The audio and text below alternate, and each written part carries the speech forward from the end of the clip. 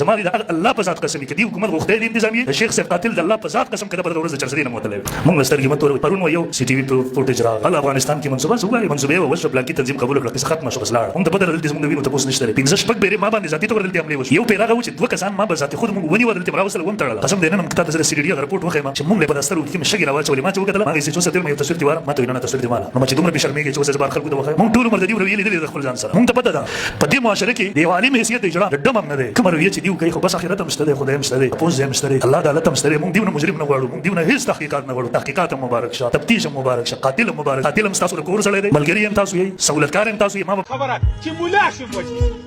چې وته اجرا شي موجني دي چې وته خزه شي موجني دي چې وته نسکور شي موجني دي چې وته پسیجدا شي موجني دي نه چې پتا غته له تو باندې مرو نو خبره ولې نه کوي ټیک ټاک بدمعشي شروع کړې ده روزګار چې تمه ده زما د اینې نه جوړ کړی دی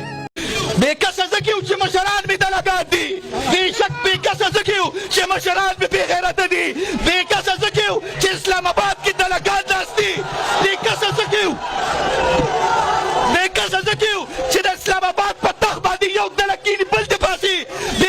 السلام علیکم ورحمت الله وبرکاته. شیخ ادریس رحمه الله شهید کړل شو خو موږ څه وکړل د هغه د انتقام په اړه د هغه د دښمن په اړه د هغه د قاتل په وړاندې موږ څه وکړو موږ او تاسو که دغه ویډیوګانې وګورو د پاکستان عالم هم وایي چې د پاکستان د ریاست لخوا وژل کېږم قومي مشر هم وایي چې د ریاست لخوا وژل کېږم یو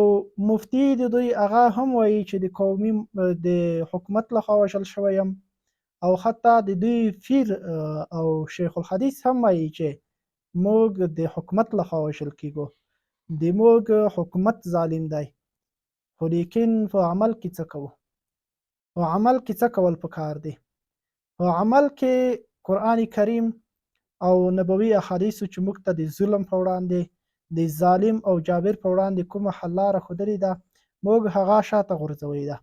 یو چا پر میډیا باندې یو سوال کړی و وایي ولې په پاکستان کې د علماو نه د اجراګانو قیمت زیات دی نو ډېر نادر ځوابونه خلکو ورته کړي وو خو اکثریت دا ویلي وایي هلته عالم خپل د علم حیثیت نه دی پیژندلی هلته عالم هغه د عالم چې کوم غیرت او شجاعت دی هغه عالم د لاسه ورکړی دی هلته عالم ځان د حکومت مزدور کړی دی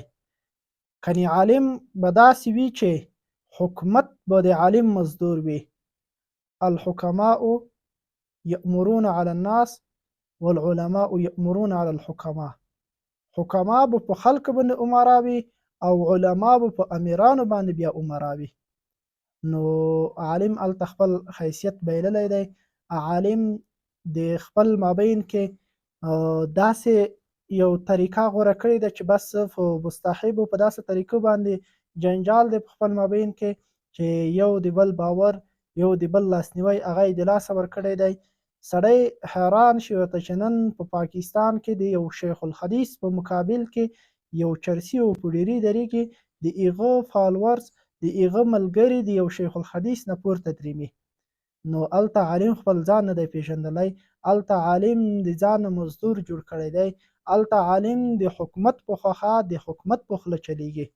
نو که عالم خپل ځان وپېژني